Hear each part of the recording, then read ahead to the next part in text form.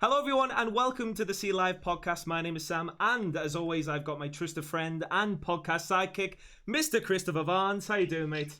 Hey, how are you, mate? I'm all right. It's recording. Just so you know, Chris, it is recording. I just want to, because we've got some fantastic guests tonight. Plural. Love it. I've got a screen full of faces looking at me. It's amazing. Okay. And last week, because the button wasn't pressed record, we didn't get a chance to see my Titanic model. No, we didn't. You're right. So have you got that actually available again? Oh, of course he has. Look at that. Beautiful. We might be talking film, but I won't give too much away. But what a film. Oh, I love it. Absolutely love it. We won't be doing spoilers as well in this podcast. We won't be doing spoilers. Film this week called Frozen 2. Frozen 2. What a classic. Don't you agree, Chris? I wasn't too impressed. Ah! Seriously? You called it Frozen Poo 2. Poo 2 or whatever you called it. Which I know a certain someone didn't like it. Guess who's not happy? No. And I think this is an important time to move on and to say to our everyone watching at home, please make sure that you follow us on our social medias. That's Facebook, Twitter, and Instagram. On Facebook, we are at See Live. On Twitter, we are at See Live Enter 1. And also on Instagram, we are at See Live UK. And as Chris mentioned before, we've got more than one guest this evening. We've got 3, and they are from... Well, they're the cast from Kate and Jake. And it's a new independent film that's currently in the fundraising scheme on Indiegogo. As you can see there, Kate and Jake feature film, a truthful, hard-hitting yet funny tale of adolescent love, loss, and dreams.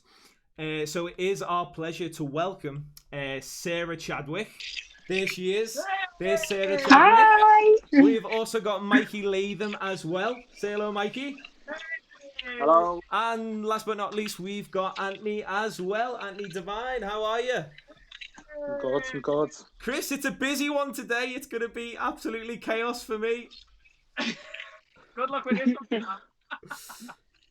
So, Sarah, let's start off with you. Sarah, this film, an independent film, how did you come up, involved in this project?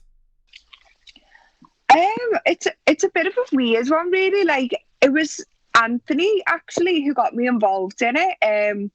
He just said, like, we'll cast him for this, and then it kind of like came to us. But it was just weird because, like, obviously we've all known each other before, and then I read the script, absolutely fell in love with it because it is amazing. And then just went to Anthony, who did a self-tape, sent it off to the director, and here we are. Wow. Which is mad to think, because the link between all 3 of you that you all went to LMA and all studied acting there. So obviously you're working with some of your close friends that you worked with before. Do you find it difficult to work with your friends, obviously having that closer relationship with them? To be honest with you, I think it's so much easier to work with people you know and you've got a lot of trust in, because obviously, like, if you start working with someone you don't know, you've got to get to know them, and there's that whole process. Whereas if you're working with people you know and, like, trust, that barrier's already down. So I know I can completely, like, immerse myself in this character, throw that over to the lads, and I know something amazing's going to come from it. Do you know what I mean?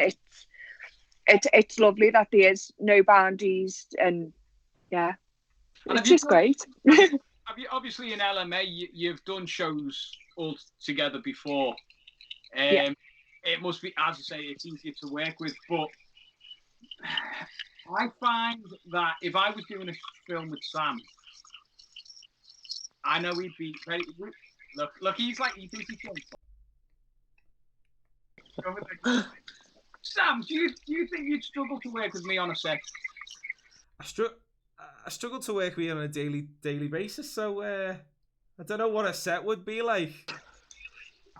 But go on, Chris. I think it'd be quite good, but I think also if I was working with you, Sam, I'd be like, how can I describe it? You'd want it to be perfect, Yeah. right? But I'd be quite hesitant to say, just try it like this or try it like, you know what I mean? Yeah. Because we're so close. So you've got to have that little boundary, because we had a little chat this morning about stuff that we would see live, didn't we, Sam? Yep. And we said sometimes you need home shoots, and I'd say, Sam, you've got to get do this, do that. Is it hard to potentially be critical? I'm going to say it. Yeah, so that, Mikey, would you say you're overcritical with yourself in regards to, you know, your acting techniques and the craft itself? Are you overcritical with yourself? Yeah, definitely. I think, you know, whenever you watch yourself or you see a recording back of yourself in rehearsals, or, you know, whether there be a test shoot or anything, you're constantly picking yourself apart because you want to see yourself do better. You always want to see yourself do better, try and achieve more from yourself, no matter how well you think you're done. I think you're always looking to be just better in general, and you'd always think, I know I could have done better than that, when in the moment maybe you've done probably the best you can do, or, you know, the best of your ability at that point, which might look fine or might look great, but there's always going to be inside you this thing, oh yeah, could have done better there, or should have done this, or should have said that, or you shouldn't have made that gesture, or, you know. It's the same with musicians. Sam and I, obviously, we do music together, and you could play the best gig in the world, but there's always a moment you think, we should have done that like that. We should have done that. So you, whatever situation, you're always, I agree, be the best. And the more lasting and the more things that you do, it's just natural, isn't it? We've had a couple of people who've been in films on here over the last few weeks. One was in Tarzan. Tarzan? Yeah, Liam Cargill, wasn't it? Liam Cargill was in Tarzan. We've had Mickey Stark on, who's done the likes of the Brookside, the Bill. He's been on loads. Obviously, we're great friends with Ricky Tomo, who's done everything in comedy in that regard. Is there a difference, Anthony, in regards to, the three of you done the theatre course at LMA? So you're predominantly stage actors, and, you know, your experiences on the stage. Is there a difference, you know, in front of the camera when you are performing? Is there certain little things that you have to do different when you are performing in front of a camera? Yeah, I think obviously when you're working with theatre, everything's 10 times bigger because you want to let that back out, you want to get your emotions across, but when it comes to working with camera, obviously it's down it back. But as Mikey and Sarah have just said, we go back a long way. Me and Sarah have known each other 10 years, and me and Mikey 4-5 years. And I think, as you were saying before about Sarah, about feeling comfortable, but people you're working with, we're comfortable enough with each other to say, you know, rein it in a bit, or that's not looking right. And I think it is a trust thing where we trust each other enough that we're so passionate about the project we're working on. As Sarah said, it's a brilliant script. We've got a brilliant team with us. It's relying on one another to give the best performance we can give. So have you had much time to work with Jack, the director, and obviously pick his brains in regards to what he wants from the piece generally, you know, personally from your role and generally? See, with Jack, obviously once I seen the casting call for the film and stuff, I messaged him because I've done another short film for Jack before, and he asked me to read the part of Ian, which is the part I'm playing in the film. So I read it and stuff, and then obviously he mentioned Mikey was auditioning for the role of Jake. Now, in the film, our connection is we're brothers. So that sort of gave me and Mikey the opportunity to work together, obviously working together and getting to know the characters better. And then obviously when Jack come into play and Jack seen what we could do together, like, he loved it and he was all for it. And I think he just liked to push us and want us to do improvisations to try and see how far we'll go with the characters, and So we ended up coming out. Sarah, you laughed at that. What sort of improvisations has he been doing? You know, no, like we were rehearsing, right? And because obviously me and Mikey are playing a couple, so it was just like one of them. It's like, okay, so let's just sit down on the couch. We'll like have a cuppa together and see how it goes. So anyway, we get into this improvisation, and Jack was just like rolling the entire time, but we just absolutely rolled with it. I think, what was it, like 10, 15 minutes for this just improvisation that was meant to be this tiny little short burst. And oh my goodness, I think I ended up like, did I spill you at one point, did it, Mikey? Yeah, I think so. It was great. So that was like literally like we were so into it. I think we had because he was putting us in loads of different scenarios as well. But it was so cute. It was lovely. What did it feel like? Not Mikey? the one where it swelled, and the other one. What did it feel like, Mikey, in that scenario? You know, you're doing an improvisation and then boom, water swirled all over your face. Well, because it's me and Sarah, I think that's just the way me and Ed act anyway. We just in uni, we just do stupid things like that. So it was just the norm. It was the norm. It was all very natural. I was just like, oh, this is it. This is Sarah, you know. But and I think that's what Jack was loving so much about it. The fact he was looking at these two characters as themselves, so truthful. Whereas it was actually just me and Sarah playing ourselves for the purpose of the improvisation, but it worked. Is it hard to get into that character of a couple when you're such good mates? It can be sometimes, but I think like because the way we've been trained, yeah. Like part of one of the techniques that we use is creating a substitution for the other character, so to speak. Okay. So once you've gone through that process and you've substituted the character, it's weird. It's just like you're not seeing that person anymore. Right. Okay. If you get me? Yeah. Have you played characters like this before on the theatre, or is this the first time you've played characters? This is definitely the softest character I've ever played. No, this is the first time we played like a couple ever, though. Right. Yeah. Okay. And is it, so obviously it's new territory for everyone. Yeah. Definitely.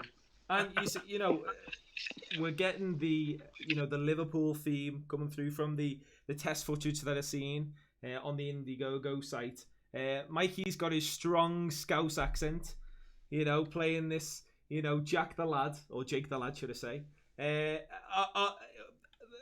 I know you'll laugh at this, Mikey. Was it hard to embody that sort of Scouse character? Yeah, I had to work on it. No, obviously it's in my comfort zone, and I prefer acting in Scouse because, you know, it's a lot more natural than, for example, Sarah, who's got more of a challenge, who's got to put an accent on throughout the film. No big respect to her, but I love it. I'd rather play a Scouse all day because just the authenticity of it, it's, you know, so much more relaxed and so much more natural. Brilliant. And also, the Liverpool is going to be the main place to locate it. It's got some of the most fantastic buildings in the country, and it's got some of the most amazing backdrops. We've recently seen Batman filming in Liverpool, so Hollywood, independent films, they're all using Liverpool as a great backdrop to filming. Obviously, we'll see that as when the film is finished and stuff. But have you got any favourite locations that you'd like to film in or in Liverpool? I think one of the best ones we filmed in was by the Albert Dock. Like, I don't know whether you caught it from the test footage, but like just over the Mersey and all that, it was so beautiful and so like peaceful and stuff. And literally, we have got one of the most beautiful cities in the world, and we just want to represent it in the light that it should be, like showcasing how wonderful of a city it is and the amazing architecture we've got, and it is just wonderful. So we just want to show it that way. With the rest of you, we've got the Albert Dock. What about you, Mikey? So I like the cathedrals. I want to I want to see if we can get as much of that in, because obviously the big cathedral is one of the most beautiful buildings in our city. I love it. Get as much of the maze in as we can, just as much as Liverpool, like you wouldn't see, especially lately on the news. What we see in Liverpool or Concert Square, we've seen the negative impacts that it can have. Whereas we want to get across our beautiful city and what we can show from that. The buildings, like Sarah said, along the Albert Dock, the lava buildings, the Three Graces, St George's Hall, as much as we can get in. Even if we go outside the city, the likes of Egbert and the Prom. Bolton's pretty nice. You're very welcome. Bolton, yeah. He's only saying that because he lives around there and he's from there. Ever been to Walton? It's very nice. Be sure to visit. Anthony, what about you? Is there been a specific place that you've done test footage in, or you've looked at the script and thought, hang on a minute, we might be filming somewhere nice here? You know what? To be honest, like the script itself, the way it's wrote, the script, it's beautiful. It is. Like some of my favourite scenes are scenes I'm not even in, and some of the scenes that have struck a chord with me the most get filmed in a back garden. Do you know, but then the likes of, obviously you've seen the test footage, like just the views and across the waterfront and the lava buildings and just down the docks. There's just something special about the docks in Liverpool in general. When you see that, it makes you feel proud to be a Scouser. It makes you feel, it's just a warm feeling. So anything on the docks is just brilliant. We know Liverpool, as Mike was saying, Liverpool has been in the news a little bit recently for the wrong reasons. And I don't think we can all blame Liverpool people on that. So we won't go in there. But it'd be nice to have things to come out of Liverpool in the next 12 months that will showcase, like you guys have said, the film, the music, the city, the heritage, all in one package. I think it'll be really nice. I mean, what's your favourite location in Liverpool, Sam? Well, what you mentioning the Batman stuff and seeing St George's Hall turned into Gotham and these big massive, buses with Gotham and Gotham Police. That was amazing, and I've done extra work a couple of months ago before COVID, before this whole world turned upside down. We were doing War of the Worlds, and we actually filmed in the same place outside the steps on St George's Hall, and we had to imagine there was this big massive green green screen and green ball, purple ball, and you had to imagine that there was this big alien War of the Worlds, mechanical aliens chasing us, and we were screaming. So that's a nice little thing. The other time I did extra work, it was Formby Beach, and it was like middle of December, and it was freezing, and they had us going into Formby, into the sea, into the water, and that was not nice. So I'll have St George's Hall over Formby Beach to film. Let me tell the guys that you've also done a bit of extra work on green screens recently with me, because we recently went to the Quirky Quarter, didn't we, Sam? We did, Love the quarter. We did. You did the news. No, the weather. You did the weather on a green screen, didn't you? It was brilliant. It was. Have you guys been? Have you ever been to the Quirky Quarter? No. Oh, guys. It's kind. I wouldn't know how to describe it, Chris. It's kind of best not to be described. Well, it's quirky. You're right there. It is quirky, I think. Boy, weather I've ever seen by anyone. Well, what can I say? What I'll do is I filmed it and I'll send it to Sam, and then you can show it to you guys. So I'm looking for any extras. I can. Ready for it? Ready for it? No, I'm not saying anything. But I think one of the things that I wanted to mention, and Mikey touched upon it before, is that Sarah, your character isn't Scouse. What is there a reason behind that? Obviously, it's a very good accent. Did you have a say in picking the accent, or was it you've got to do that accent? No, she is what she is. Well, she's Polish as well. Oh, okay. So that's an extra challenge. So she's like my character. She's originally from Poland, but she moved to Croydon when she was little. And obviously she's in university in Liverpool. But yeah, Oh, so that was a bit of a thing. So spoiler. that's not a spoiler. I can sense hesitation. I can sense I don't want to tell you anything. So we'll move on. Anthony, go on. I'm sorry. I was saying like it's been like a proper challenge as well because she does speak spits and spats of like Polish in the film. So I've had to get friends of mine to like help me translate and get the pronunciation correct and all that. So it's just an extra challenge because it's like if I don't do this justice, people are going to look and go, nah, she doesn't know Polish, or no, not Cockney here. So it's just so much pressure, but like obviously it's worth it. So, what for everyone? What's the most difficult role you've actually played? Because obviously you're saying that. It's telling. What's the difficult role everyone's played on stage or behind the camera? In front of the camera. Go on. You first. Mikey, go on. What's the most difficult role you played on?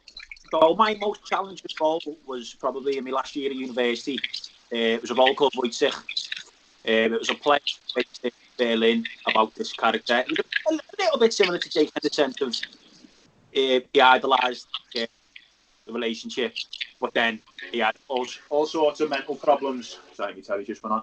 He had all sorts of mental problems and had to get sort of not operations, but like psychiatric evaluation. And I won't tell you what happens in the play, just in case anyone happens to see it in the future. But that was definitely the most challenging role for me until this, I'd say, because there was aspects of Wojciech where it could, basically my castability, the Danny Dyer. It's the Danny Dyer. You know, I'll walk in, I'll throw a punch, I'll put a gun up at someone, I'll have someone fight this, that good, we'll have a bar fight, anything like, you know, that sort of stuff. So to bring it to this, such a soft character, and to bring that right down, like the naturalistic aspects of how loving this character is, completely different to anything I've ever really played before. So I'm going to say this is probably going to be the most challenging role, especially with it being the first feature film as well. But definitely the soft, I need to portray the soft side, and that's what I've got to work on. Yeah. I'm gonna go to Anthony next, and I just wanted to, say obviously there's your bio on the Indiegogo page along with Mikey's and Sarah's. You're the second actor outside of the Royal Shakespeare Company to play Leon Carragher, which was the play The Seven Acts of Mercy. You received high praise for that role. It was sold out in the Hope Street Theatre as well, so unbelievable. And that was it says here, highly emotional performance of a character that was 50 years your senior. Are you playing Ian as your age, or are you playing him as an older, younger? See, I think this is the first role that I've been casting a character similar to my own age. And a majority of the time, I always do go for the more nurturing characters, the more like father figures. But Ian's a bit of a loose cannon. He's obviously Jake's older brother. He sort of takes Jake under his wing. But he's slightly unpredictable. So, like Leon was a challenging role. It was trying to get into the mind frame of a 75-year-old man was difficult enough as it is. But it was one of the most rewarding roles I ever played. Not to mention, I actually done the show with a broken rib. Whoa! I broke my rib in the matinee performance, and then had to do another show, completely agonised in pain. But that was challenging in that sense. But obviously, coming to the film to play Ian, it's nice to play someone who's not over the age of 40. So I'm having fun with it and sort of just going with it. I'd have no problem playing that role, the old fella. You would easy, Chris. But yeah, you can get away with it. early 30s, I think. Early 30s you can get away with. So would you say that was the hardest role that you've had to train for? That's the that Leon character. Yeah, with Leon, it was a highly emotional performance. I think from the first scene. In the first scene, he obviously reveals a big shock to his granddaughter, who's only 13, 14. And from that moment on, I don't think there was a single scene I didn't have to cry. Mm. Now, as a person in general, I've got no problem in crying.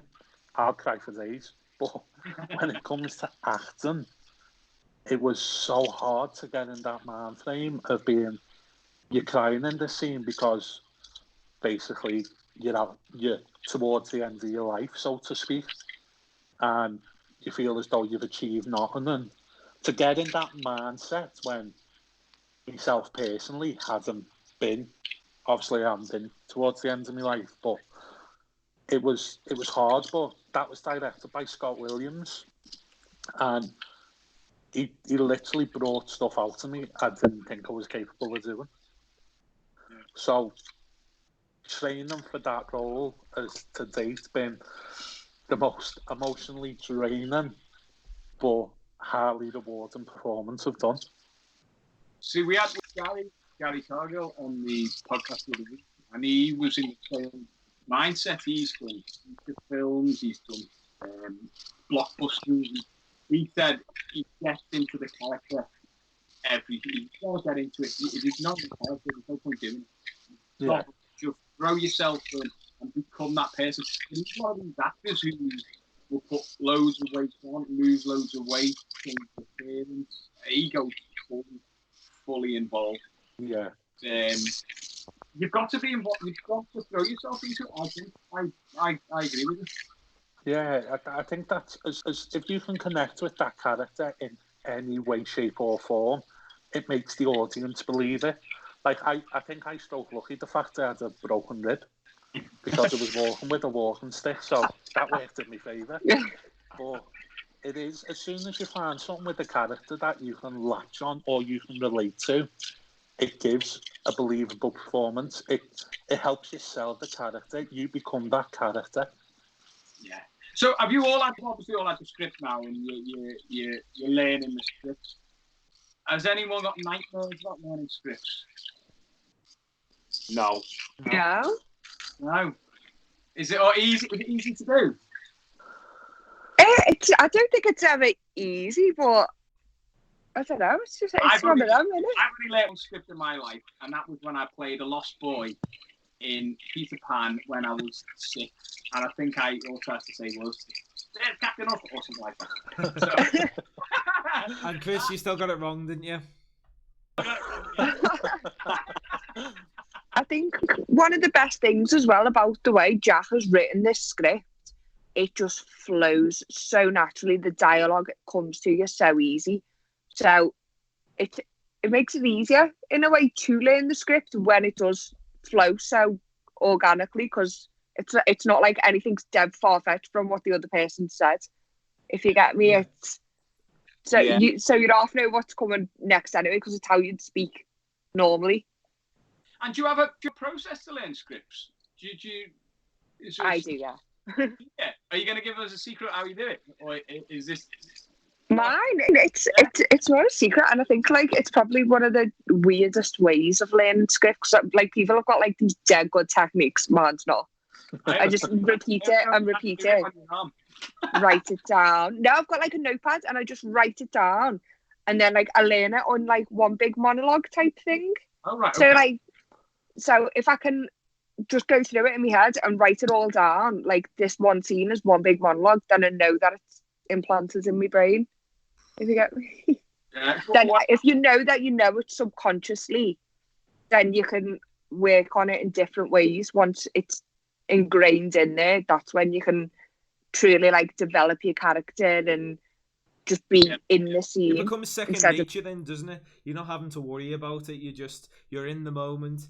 You're in the moment. You're not having to worry about what you have for tea or what you're gonna have for tea tomorrow night. It's just there. Then you're in the character, and looking at your bio as well, Sarah, you've tackled some, quite strong women, Prospera in The Tempest, Maria and Wojciech. And when I play Prospera, my title just added to the whole performance as well, might I add as well. So are you using Kate? Is Kate going to be a strong woman in that sense? Are we going to see a feistier side to Kate in your performance? I just bring a bit of me to it, don't I? I've got to. But I think because we deal with some sensitive subject matters throughout the piece, and again, no spoilers. But I feel like some of the things in it, if she wasn't a strong woman, she wouldn't be able to deal with half of what not even she goes through, but what they go through as a couple, because it's quite a journey, to say the very least. But yeah, I love strong female roles. I absolutely love anything that makes you think, yeah, go on, girl. I hate the whole damsel in distress thing, because that's not me. Do you know what I mean? I always damsel in distress when I'm throwing in sandwiches in the morning. Sam, you see, you think he's joking, but he's actually not. Like, technology. Computer illiterate. As well, Mikey, you've done stuff for Warner Brothers as well, which we won't. We will say, not that we won't say, we will say. You were in BB Forever. You voiced Liverpool's iconic Beatles legend Paul McCartney, which I know Chris will like that. You like? Yeah. So what was that like? Tell everyone what that was like. That was incredible. We were in uni, and our tutor came to us at the time. I've received a phone call. Basically, we just need 4 lads come and read in. At least they just went 1, 2, 3, 4. I was one of the ones he picked. He didn't know about what it was, so he just went. Look, it looks like your voice is your script. Just read it, basically. So we're like, yeah, okay.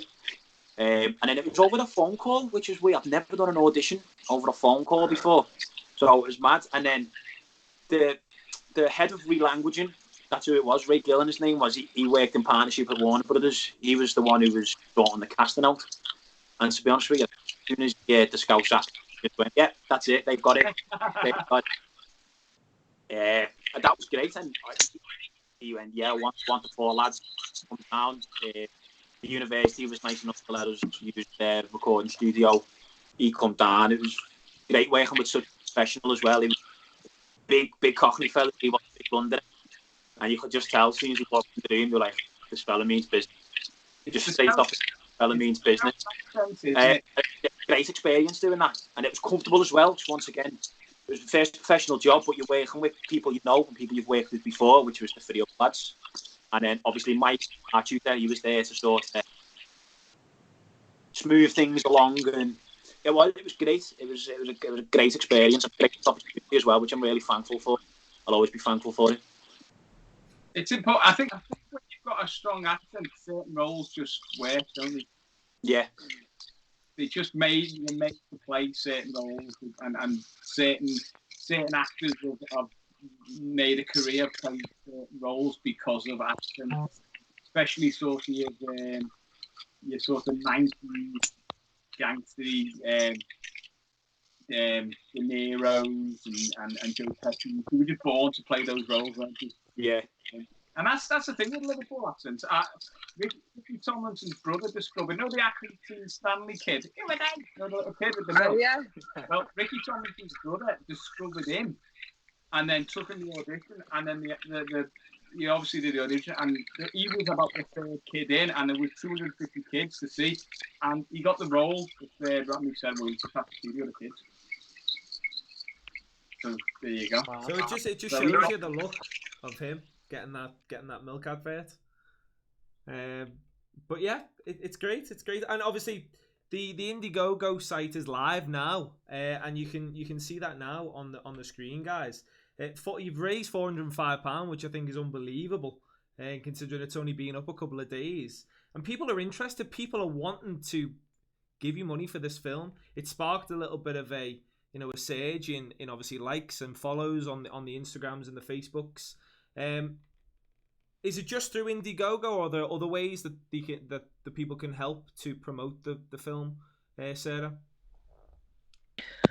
Literally, anytime someone likes or shares or comments on any of our social media posts, that's more than anything, because that's just to me personally, that feels like people are seeing the potential in the film that we see in it, and it's a lovely thing to have that support. So, because let's face it, these are horrible times at the minute, and a lot of people haven't got the spare cash lying around to donate to a project. So even showing your support by word of mouth or just a little Facebook share or a like on an Instagram post, it really means the world to us. It's a lovely feeling knowing that there's people supporting what we're trying to make. And there's perks in it. You can obviously there's extra things, Anthony, where if you you can become a part of the film some way. Yeah, there's obviously the donations and stuff via certain different amounts of donations. Each one of them comes with a perk. So we've got stuff like a signed script and call sheet that'll be signed by the entire cast and the crew. We've got Q&As with the cast and the crew. We've got private premieres that you'll attend with the cast. Obviously, by the time we're finished, hopefully social distancing isn't still in effect, or they'll be done via Zoom. But there's great perks that come with the donations. Obviously, we're not asking for it for nothing. It's mine, Mikey and Sarah's feature film debut, but then we're obviously acting with actresses and actors who've been in the business for a long time. We've got the likes of Chrissy Rock as well. She's playing mine and Mikey's auntie. We've got Lindsay Germain, who's playing our mum. I literally got a text off her saying, "You best behave yourself now, I'm playing your mum." This was before I knew it, and then I had to text Jack and was like, "What's going on?" And obviously, like, people like that, like, if you've ever worked with Lindsay or met Lindsay, she's this lovely person. She's dead bubbly. She's just a nice person to work with, and obviously everyone who's supporting us, like, we're thankful. Every like we get, as Sarah said, every like, every comment, every donation, it's overwhelming. It's that people want to see what we can do. It's nice, especially in these times. Absolutely, and obviously the prospect of working with Chrissy Rock, famous in general. When you see Chrissy Rock is just being announced, Mikey, to be playing your auntie, what goes through your head? Like, I don't know whether to be excited or scared. I didn't want to say it, but I was thinking the exact same thing. Yeah, but then it was amazing finding it. Like, wow, Chrissy Rock, what a name, what an experience that's going to be. What a lift she's going to bring to the film. I can just imagine when we walk into the room and she's there, the energy she's going to bring to the scene, to the play. Obviously, just her name, what that's going to bring to the film as well. Absolutely. It's something I'm really excited for. I can't wait to meet her. And I'm hoping she, teaches me a thing or two. Well, my claim to fame with Chrissy Rock is that we were doing a gig together in the green room, and she was getting ready. I was only about 18 or 19, doing the 3-song slot to introduce the show, if it were. And the next slot is the comedian that usually comes on after the 3-song slot. And anyway, just before I'm about to go on, she runs up the stairs through the fire exit to go up the stairs to the green room. She's got half a dress on and a bra on, and she's running up the stairs with a ciggy in her mouth, and she goes, "Hey lad, can you just do me dress up for me?" And I've got my microphone in my hand and I'm going, I guess so, yeah. I like to do a dress up. I was like, what is going on? Like, that's Chrissy Rock, but I've just also done a dress up anyway. It's just, icon, isn't she's just she? the funniest person ever. You've got come your way, Mikey. So yeah, that was what I was going to say. Just be on your best behaviour, Mike. On your best behaviour, mate. On your best behaviour. I've got a question for everyone. if someone was going to play you in a film, who would play you in a film? Sam, I'm going to ask you first. Who would play Sam in a film? Are you asking me who do I want, or Who would play you? See, if I was in a film of my life, Roger Moore would have played me, I reckon. oh yeah, I see that came up on your time feed the other day that you went to see Roger Moore, didn't you? An interview with Roger Moore. Roger Moore would play my life story. I like he was that. Still in. I like Yeah. that. I can see that happening. You know, the guitar lessons, the whole life. I can see it. For me, it's a tough one. It's got to be Daniel Craig, hasn't it? Just saying, you know, Bond and all that. I'll put it out there. Daniel Craig. Sarah, what about you? Who do you get to play? Who would play Sarah in your life story feature film? Go on. Oh, I don't know. Why would anyone want to take that story on? My God.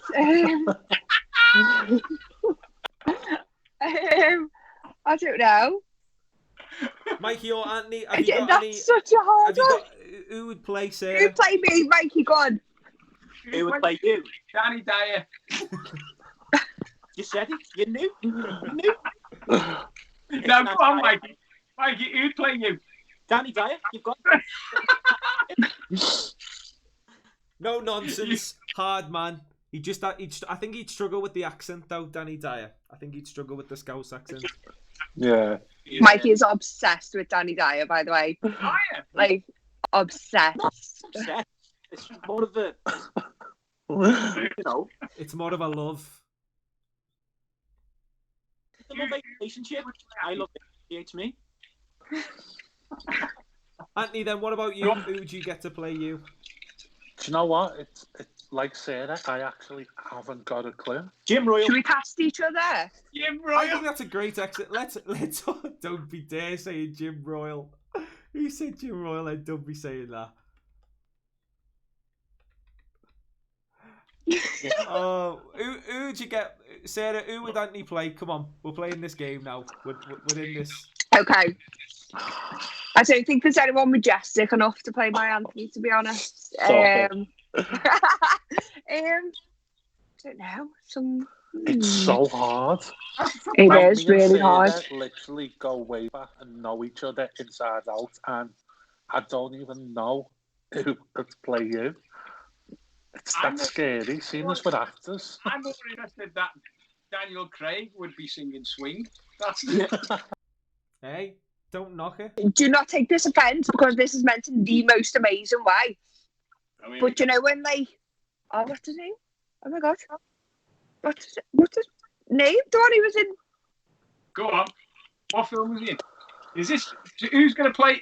Who are you thinking to play? Sam.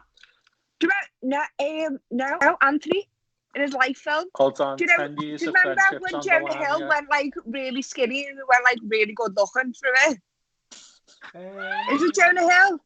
The one who's in Superbad? Yeah, John. Do you remember when he lost loads of weight and went really good looking? But he's got the same type of personality as Anthony. He's just dead naturally funny, but he's like the type of person you'd want to be your best mate. Are we on about the same Anthony? Yeah. You're offensive. No, like genuinely, like because Anthony's got such a natural flair for comedy. Like he's sensationally funny. Like Jesus, we were on like FaceTime for like what was it, 2 hours last night, and I was crying laughing, like absolutely crying laughing. So And yeah, you know what's that's who funny I cast though? to play I him. don't find myself funny at all. Like genuinely, I think I'm the least funniest person ever. Like Mikey's just said. But thanks for that, Sarah. Appreciate that. You're welcome, I darling. felt that was a nice little bonding moment for everyone there.